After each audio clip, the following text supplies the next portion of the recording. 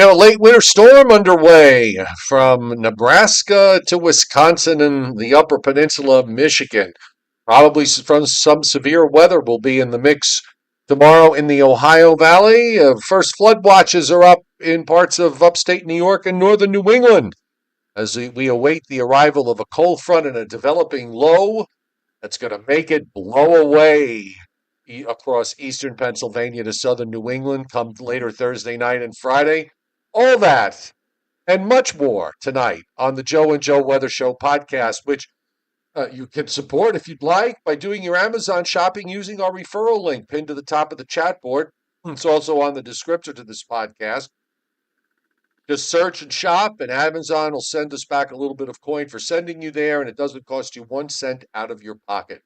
And we appreciate very much those of you who do support the Joe and Joe Weather Show podcast on Amazon because it keeps away commercials during the show. Nobody likes commercials during our podcast because they just can't bear to be without the two of us, even for 30 seconds, unless it says skip ad on the corner. So anyhow, got to 28 this morning. I love these days. I'm out this morning with a hat, a scarf, and my coat. My coat, and it was 28 degrees, and it got to 72 here this afternoon. You beat me by 2 degrees. I was only 30 this morning, and it got. I don't have the high temperature, but it certainly was very comfortable this afternoon. Very, very nice. So another nice one coming up tomorrow. I think tomorrow here in the Hudson Valley, the lower Hudson Valley, Joe, folks who are down by the Sound Shore like New Rochelle and Mamaroneck, you'll get to about 60. But meanwhile, inland areas like where I am, you could see 67, 68, maybe close to 70 degrees tomorrow afternoon. Yeah, well, I certainly wouldn't doubt it.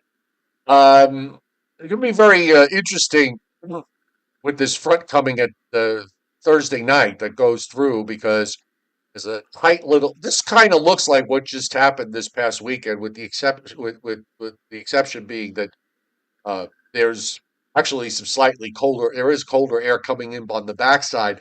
But this low that develops on the front, instead of forming offshore, forms almost right along the immediate Jersey coast, and really the gradient gets very tight uh, for late Thursday night into Friday morning. So I think from what you said yesterday, you're right. They're probably going to have to put up some sort of wind advisories or maybe even a high wind warning.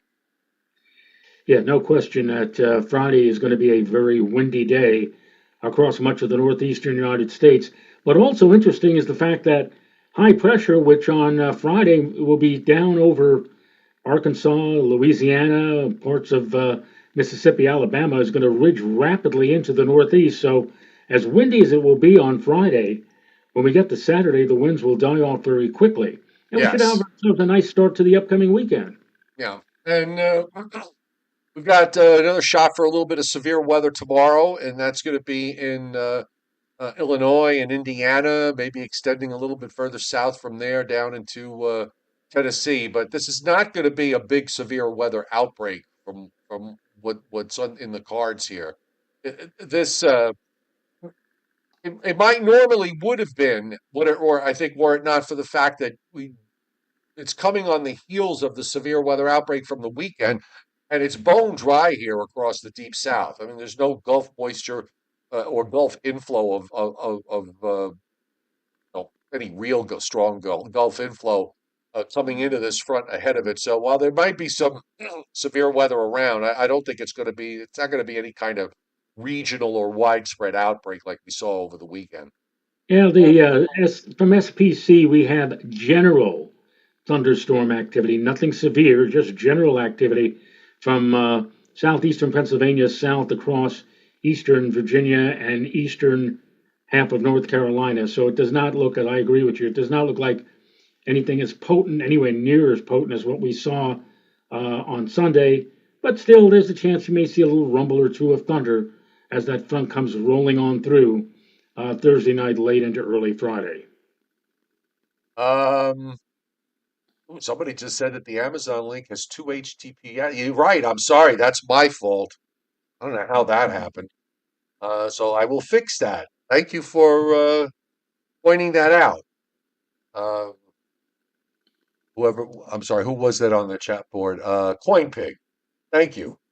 So I'll put the correct one. You just have to drop one of the HTTPSs. I have no, it's funny how sometimes things that I never touch that. It's like permanently saved, and somehow it jumped on me with an extra HTTPS. So I will put the correct one up there. So there you go. It's only got one now, so it should work. All right, great. Welcome to everybody on the chat board tonight. And for those of you watching in the background, welcome to tonight's Joe and Joe Weather Show podcast.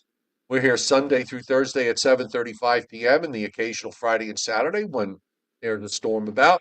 Subscribe and turn your notifications on so you don't miss us. And of course, if you like the show, hit the like button, as we like to get liked. Does anybody, you know, nobody, everybody wants to be liked. Yes. Right. Yes, exactly. Did you put any, did you put, I did not, I know the GFS is trying to show that maybe some snow mixes in on the backside of that low. None of the other models have it. I mean, I think that's, okay, so maybe if there's some places get some wet snowflakes in there, fine, but that's all it would be anyway. Yes. Not even a cheap thrill, but what are you going to do? Did you mention it or no? Did I mention it in my forecast of the lower Yes. Hudson? No, I didn't even say anything about that. Well, okay, so then we're on the same page with that. So, we shall begin tonight, Joe, where it is snowing or will be snowing, and that is in the well, I guess we'll call it the Upper Mississippi Valley and into the northwestern portions of the Great Lakes, where we have blizzard warnings up. Actually, they go into the counties in north central and northwest Kansas and northeastern Colorado, across eastern Nebraska, on up into northwest Iowa and southern Minnesota. And then they turn to winter storm warnings in northern Wisconsin and on the upper peninsula of Michigan. Lots of high wind watches. And I think those are high wind watches, that color gold. Let me double check. I'm sorry, I take it back. Those are now high wind warnings. Uh, Also, by the way, in some of these areas down in Kansas, because it's where it's so bone dry, Joe, they have, I've never seen this before, a dust storm warning. Oh, a haboob? Yeah, I That's what just they saw, call it in Arizona. I just saw it. Here's a blowing dust advisory. That's a new one for me. Let's see if where's that dust storm? I thought I saw a dust storm. Incidentally, have you ever driven in a dust storm? No, I have not driven in a dust storm, nor do I care to drive in a dust storm. In 2012, I was driving from Los Angeles to Phoenix, Arizona, and midway we encountered a dust storm. Let me just tell you, you don't want to if the next time you encounter, let's say, a heavy rainstorm or windy conditions or even some fog, take it because you don't want to be encountering a dust storm. Dust storm is completely different than anything I've ever experienced, and not fun to drive in. So No, and I guess if you stand in it, it hurts. yeah, probably. Yeah. Well, that's how bone dry it is from Texas, southwest Texas, up through central Oklahoma and into southern and central Missouri. There's all sorts of red flag warnings up there too. I think the SPC has like a critical fire danger uh, on their on their map in here. I mean, it's exceptionally dry, the air that covers. And that's as I said earlier. That's why you're not going to really get any kind of big severe weather outbreak. It's and as I mentioned at the top of the show or at the beginning of the show, there is the chance we may see some convection with that cold front, let's say Thursday night. But I mean, again, nothing to compare with what we had over the weekend. So I'll say it again, and Joe stressed it too. I think the main concern on Friday will be the wind. I think we are going to have some very significant winds to deal with on Friday with Gusts the to past 50. cold front. Gusts to 50. Yeah, I could see gusts to 50 miles an hour. Yeah, of course. 55? Um, well, I could see 55 or even 60 on parts of Long Island or even, coastal Connecticut, possibly. It'll be that kind of that'll be that kind of a situation on Friday. All right. Well, we got wind advisories up from East Texas northeastward into the Tennessee and Ohio Valley, and also extending up into parts of Illinois and into Iowa. We have a mix of winter weather advisories and winter storm warnings in parts of Colorado into Wyoming, and then they turn into winter storm warnings when you get near the Montana state line. Some avalanche warnings there in southwest Montana. Some wind advisories in southern Idaho and parts of Nevada. A few winter weather advisories left over in the Cascades. The east is nice and quiet, and the satellite view will confirm that. There's a little swirling storm there sitting east of the the North Carolina coast offshore. It still amazes me with this front from the weekend that there's still clouds sitting in southeastern New England. I mean, it's just really this thing has had a very tough time moving east, and it's actually going to start dropping southeast because that's where the point of least resistance is. Yeah, that it has been a long haul for those clouds and even the precipitation. I mean, yesterday we were talking about here locally in the New York area how long it took for the last of the rain, would drizzle to finally stop, and it was still as of late last night, wet weather falling over parts of eastern Long Island. So it's been a very, very slow, tedious trek east with that weekend system, but finally we're getting it all out of our hair, um, at least for portions of New England by overnight tonight. The Central Plains low that's going to develop is just starting to, and that's why you don't see a whole lot of weather going on in Nebraska and in Kansas and Iowa. Actually, skies are more clear than anything else. It's just some high clouds starting to stream in. But the energy is now shifting out of the Rockies and moving into the northern plains and setting up through Minnesota and into Wisconsin. So that's going to gradually organize during the overnight and on Wednesday. And as we check the radars tonight, you can kind of see the beginnings of this. We've got snow across much of South Dakota. We've got some snow bands extending down into Colorado. Looks like there's some precipitation going on in Denver at the moment with some heavier precip just to the east of there and to the northeast. Seeing some snow in western Colorado and parts of Wyoming and Montana. Gets a little more popcornish, you might say, as you go further west into Idaho and into Utah, and a little bit of popcorn rain activity in Washington and Oregon. But a beautiful day in the southeast. I mean, just gorgeous, some blue skies and sunshine here all day long, and the temperatures boosting up into the high 70s. The dew points are, you can go all the way down into most of Florida. I mean, it's warm, it's in the 70s, and the humidity levels are very low, extending pretty far south. Pretty far, yeah.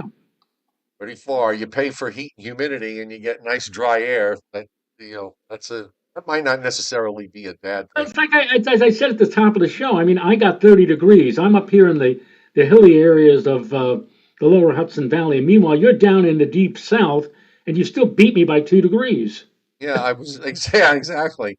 Okay, the Storm Prediction Center for late tonight has a marginal risk cutting in Iowa into through central Iowa and southeast Nebraska and a small corner there in northeast Missouri and not a very large area of general thunderstorms. Now, tomorrow, SPC has expanded the slight risk a little bit to cover western and northwestern Illinois. I'm sorry, eastern eastern Illinois, and then going into northwestern Illinois and western Indiana. The marginal risk extends a little bit further north into southern Wisconsin and Michigan, and further south into Kentucky, Tennessee, Alabama, and Mississippi. But that marginal risk means isolated severe thunderstorms. It's probably just going to be a bit of a line and some convection in that line. But again, we're not thinking here in terms of widespread activity. Nothing much going on day 3. which is uh, Thursday into Friday. SPC's got a small area of general thunderstorms from south central Pennsylvania to eastern North Carolina. I'm surprised it's as far, they don't have it further north. I would have thought that maybe it'd be a little further north. Well, there's always that chance. I mean, it's that's always day three, and you know how we have seen in the past how they've accentuated or widened whatever zone of convection, on the following 2 days. So it wouldn't be surprising if, let's say, on day one, that would be issued 2 days from now. Right. That day one for Friday would be a day where we'll be in line for some possible thundery weather. And if it does happen, it probably will happen in the early part of the day on Friday. There's also an area of general thunderstorms from Wyoming and southern Montana and southern and eastern Idaho. And on the long range, yesterday SPC had it in day 7, so today it becomes day 6, and they didn't really change it very much in terms of the geography. Northeast Texas, southern Arkansas, the northern half of Louisiana, and western Mississippi already at an implied 15% or a slight risk for severe. We'll see what they do with this, and that'll be uh, with another weather system. This is for next Sunday into Monday. So we're now pushing up beyond the weekend. The WPC rainfall forecast, not too shabby. 3/4 of an inch to an inch and a quarter from the eastern half of Pennsylvania down into Maryland and Delaware, northeastward up into Maine, except northern Maine. Also, a half to 3/4 in the Ohio and Tennessee Valley down to the Gulf states. Areas of 3/4 of an inch and a half of liquid in northwestern Iowa into Wisconsin. Now that's in the area that will probably see heavy snow, and we've got some heavy precip up in the Pacific Northwest of several inches or more. WPC is also, this is the probability for at least 4, and you see it here from eastern Nebraska northeastward, northwestern Iowa, 50 to 90% probability for at least 4. And that band continues up through Wisconsin and into the upper peninsula of Michigan. In terms of specific amounts, this is what let me just update this. Let's see if yeah, we'll give it a quick refresh here. So you can see where the blizzard warning is. This is, I'll just move it back a couple of notches so here it is in northwestern Kansas, and then it extends on up into southern Minnesota. Then it goes to that winter storm warning. And as far as snow is concerned, uh, not not too shabby, I think. As far as the snow amounts, there's a band of let's say 6 to 8 or 6 to 9 in these pink colors that you see here that run up in the zone where we have the blizzard warnings. So um, you don't need a whole lot of snow to get a blizzard because it's all about the wind, and they are going to see some strong winds and probably zero visibility in falling snow as well as blowing snow that will become an issue. And if you want to look elsewhere, if you're thinking about the fact that the GFS has got some snow, well, the Weather Service offices are actually showing now the light blue is basically either trace amounts or uh, maybe a coating. It's definitely all under an inch, but up through the Berkshires and points northward through Vermont, they have a solid band of 2 to 4 going all the way up. But that's where it'll be, and an inch or two in parts of upstate New York, and that should just about do it. This is one of those weird springtime north-south oriented systems that you see in March and in April. And here's our low. It's very deep. I mean, look at the gradient. I mean, that gradient in Nebraska and in Kansas. I mean, that's got to be 30 to 40 with gusts to over 50, with the gradient as tight as it is. Well, it certainly does look like a good old fashioned late winter screamer, if you will. Although, ironically, on Thursday morning at 5:01 a.m., the astronomical start of spring here in the northern hemisphere.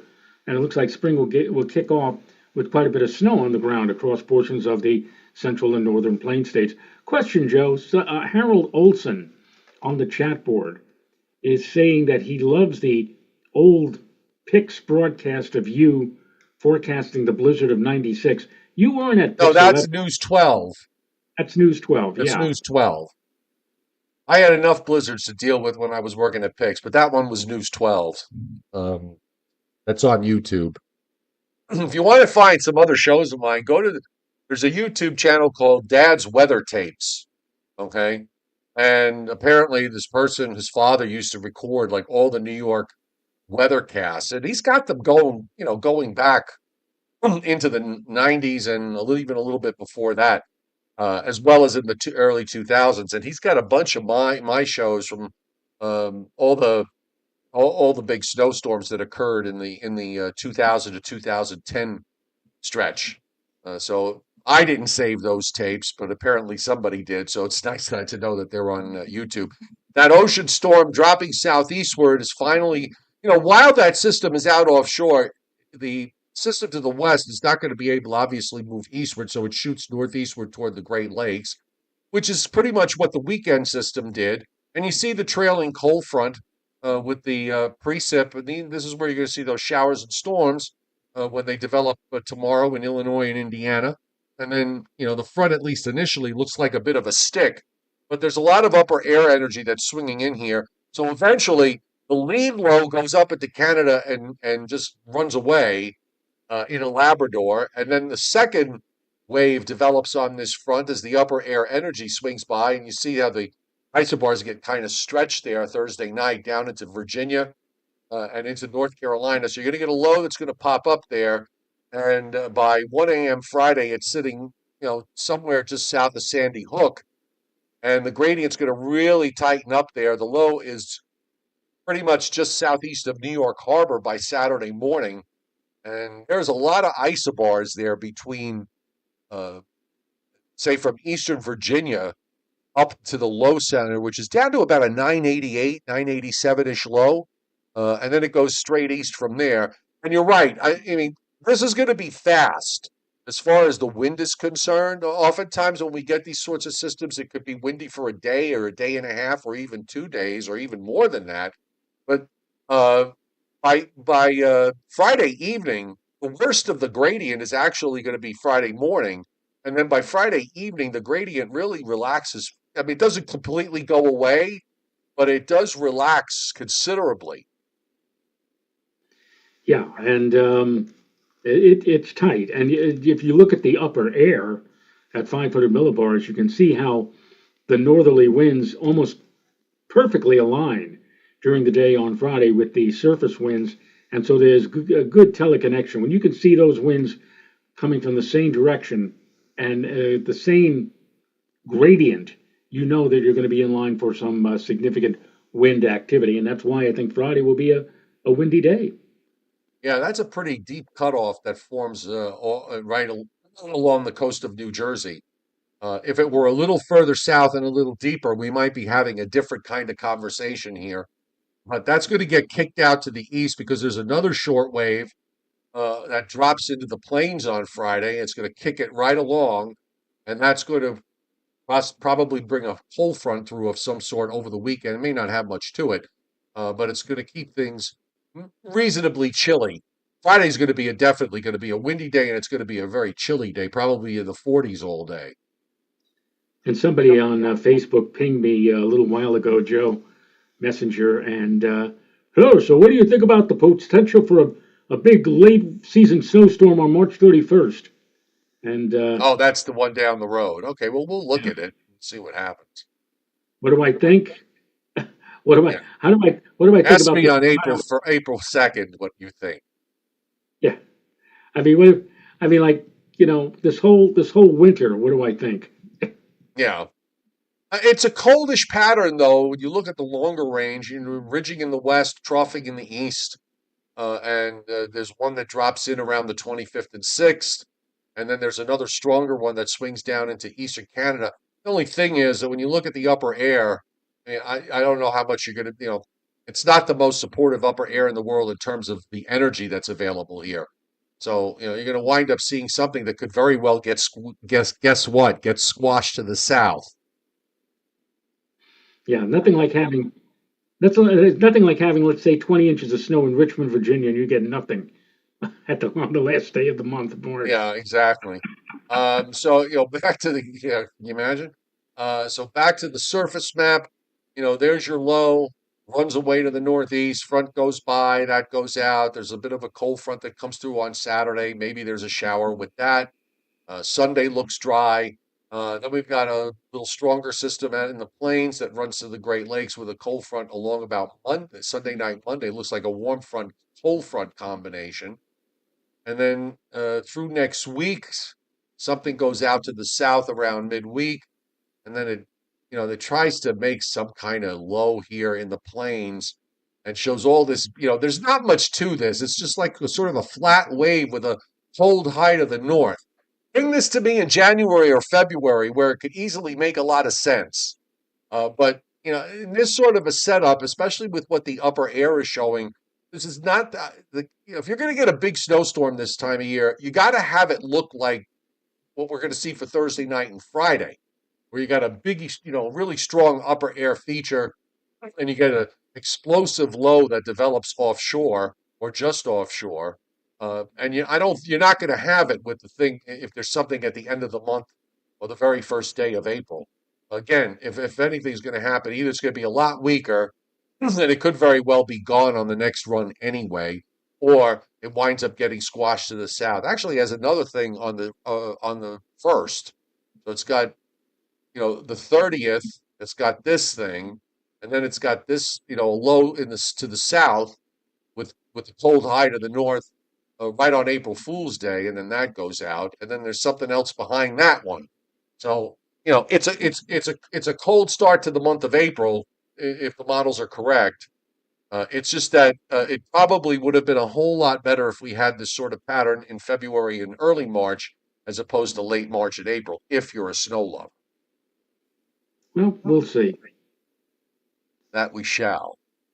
All right. Well, I mean, there's really not a whole lot. That tropical system, the system that I won't even call it a tropical system, the system that the Hurricane Center made a brief mention of yesterday with an emergency tropical weather outlook to say that nothing is going to develop out of it. Well, guess what? Nothing's developed out of it. It's gone.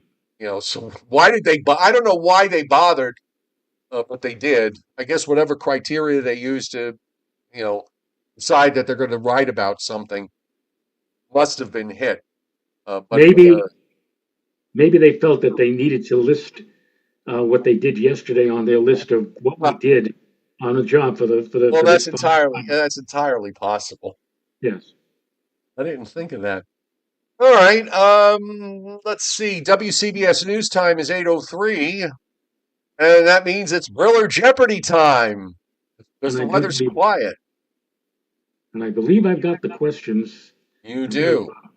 yes, I do. Hang on for just a moment while I go to switch now, and then I Please go enjoy the music while your Briller Jeopardy is being checked.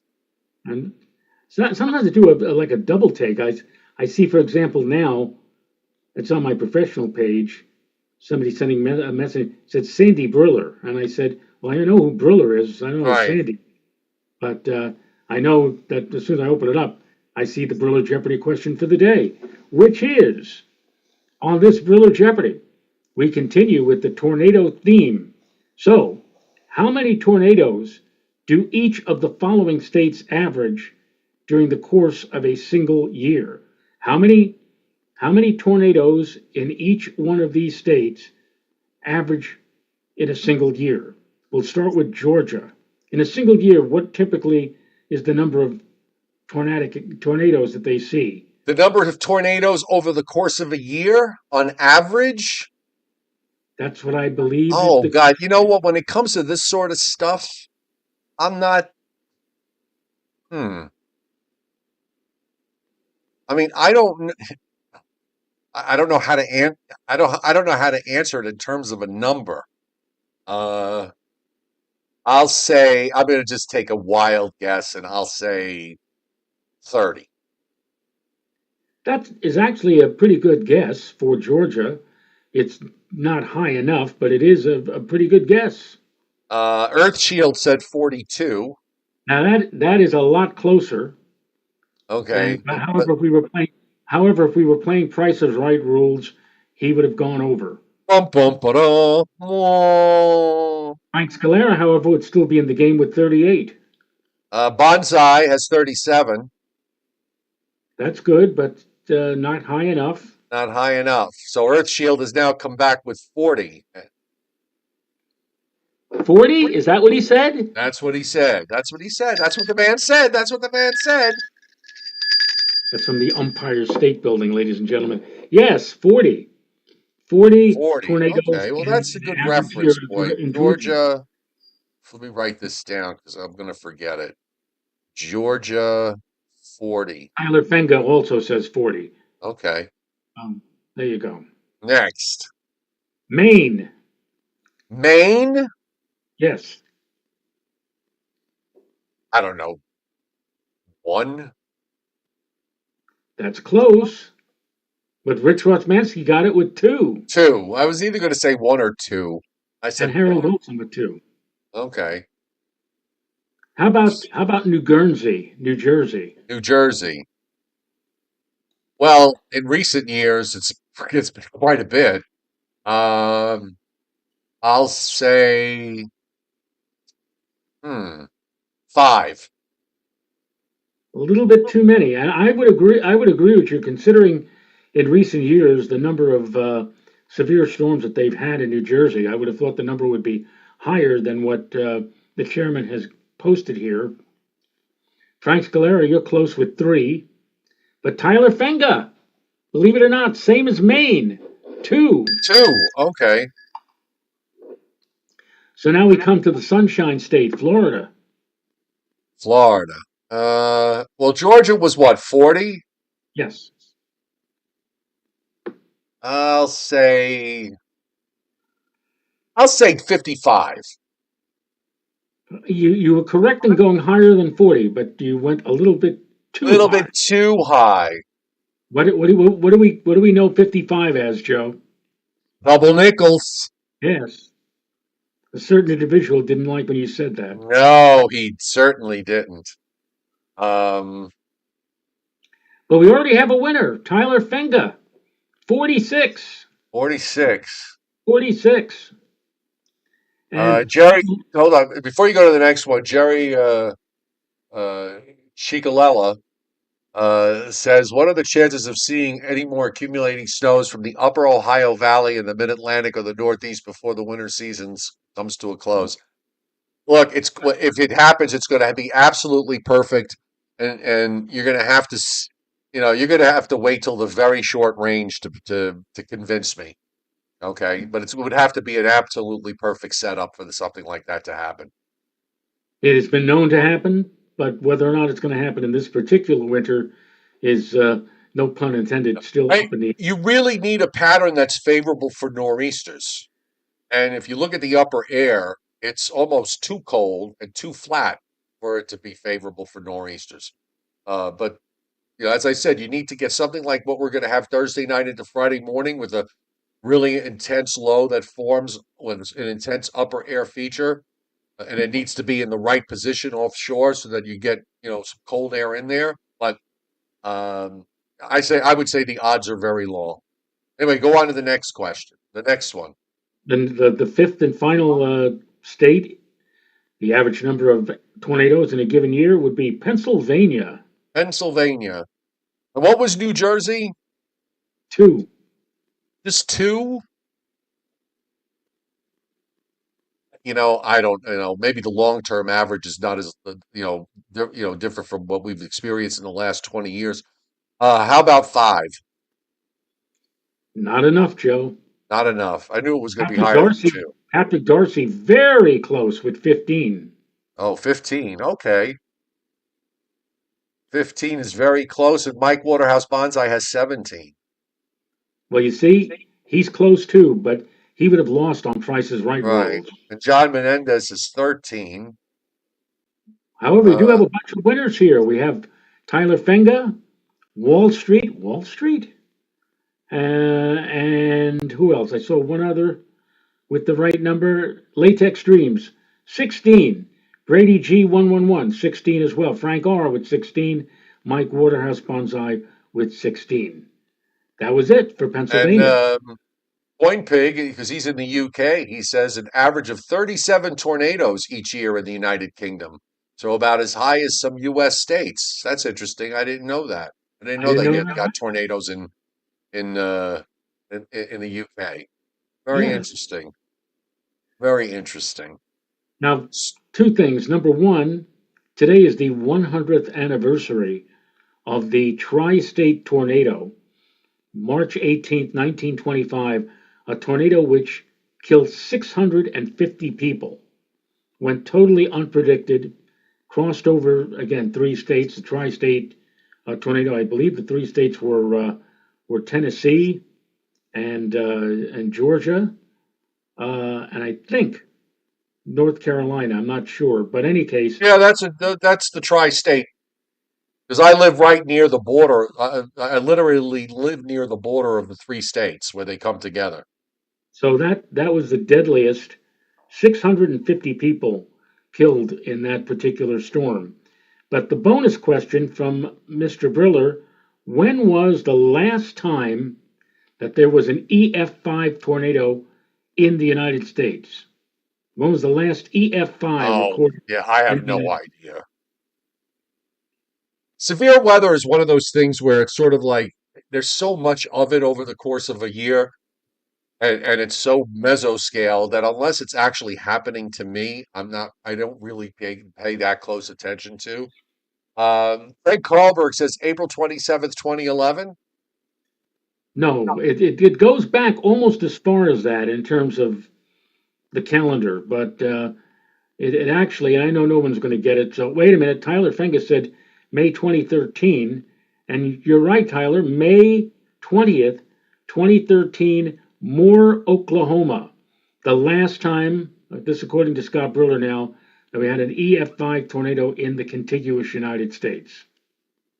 Yes, Con 5 has that too. May 20th, 2013. Tyler Fagan knows his tornadoes. No, He knows his twisters. It's a twister. It's a twister. Oh, well. I think the reason why Ray Bolger said that in the movie, and I think I read somewhere that you really were not allowed to use the term tornado on the broadcast airwaves, or actually in public, Why? because it was such a frightening portent. I think, Oh, God. and they Everybody's so were, touchy. they were just they were not really, um, that experienced enough to, say outright there could be a tornado. So They anyway, asked Paul Lind on the Hollywood Squares, and the question was, um, in The Wizard of Oz, the lion wanted courage, and the straw man wanted a brain. What did the Tin Man want? And his response was he wanted the straw man to notice him.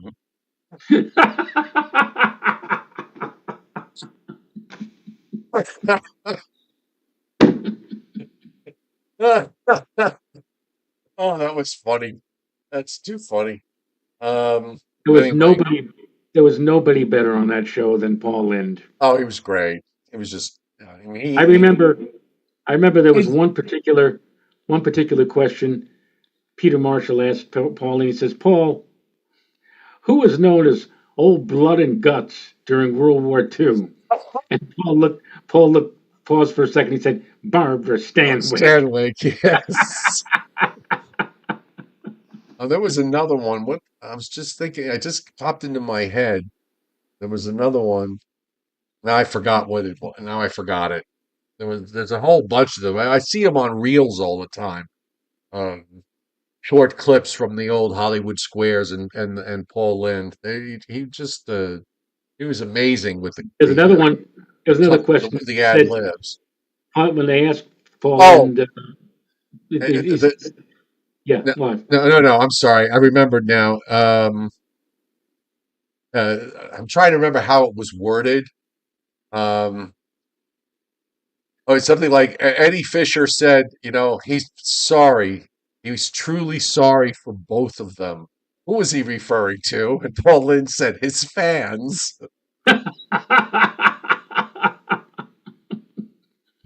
One time they asked Paul in, Paul, Jackie Gleason says he honestly believes in them, but he hasn't seen them in quite a few years. What was he referring to? And The Paul Lynde shoes, said, feet or his feet shoes. or shoes. Oh God. Well, anyhow. All right. I guess we'll be back here tomorrow night. I'll be sitting, hopefully here and not somewhere else. Let That's me just, let me be the first, even though it's not official yet, but let me be the first to wish you a happy St. Joseph's Day tomorrow. yes, Buon San Giuseppe Domani. Yes, happy St. Joseph's Day. Mentioned that to a few people here, and they had no idea. They looked at me like I had 10 heads. And then I explained. In fact, one person said to me, said, "Who's St. Joseph? I've never heard of him." Oh, I you was got like, it. come on, seriously. Like, then I just said, Mary, Joseph, baby Jesus. Okay, he's the triplicate there. You know, he was the carpenter. Yes. Yeah. So for those if you don't know, I mean, St. Joseph's Day in Italy is a big feast day, and if you like pastries, that's your day. St. Patrick's Day, it's corned beef and cabbage. St. Joseph's Day, it's pastries. Sfogliatelle, Zeppoli, all that good. I'm not a fan of. I love Zeppoli. That's but the only thing I'll eat. Because anything else, anything with cream in it, I just abhor. I'm not as an Italian. I do not have a sweet tooth. I have no use for Italian pastries, Italian cakes, nothing. Um, Fried dough, which is what Zeppelis are, with a little sugar or a little salt on it. I actually prefer salt. That I'll go for. But if it's got cream in it, ugh, blech. What did you say that St. Joseph's occupation was? Carpenter. He was in the union. One one day he was in his workshop, and all of a sudden, the miracle came running into his workshop and said, "Father, what happened?" He says, "Oh no, nothing, my son. I just hit my finger with the nail, with the hammer."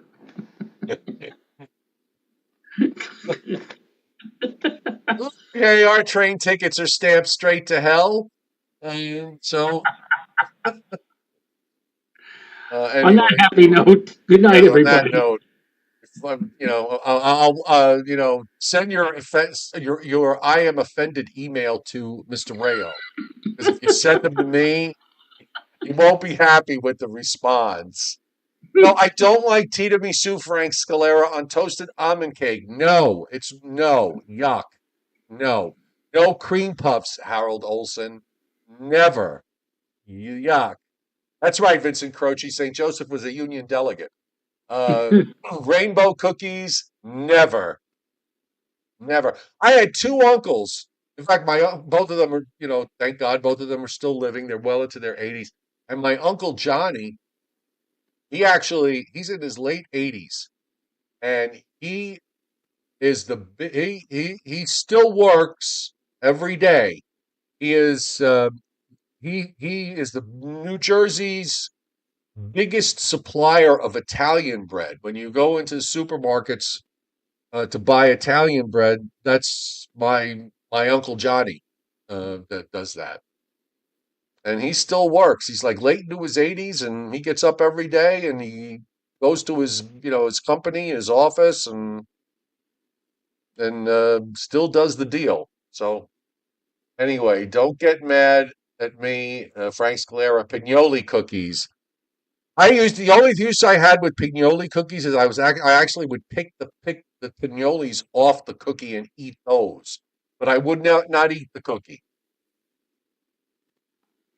That's And to, me. and to Harold Olson, the train was going to Norfolk, Virginia. Good night, What train? everybody. What train? So where was the train going instead of Minneapolis and the honeymooners? Oh, right, to Norfolk, Virginia. That's Yep. correct. Okie doke. All right, so folks, we will see rum-filled Italian pastries when I was a kid, but I like them now. Nope, didn't like them as a kid, don't like them now. That's me.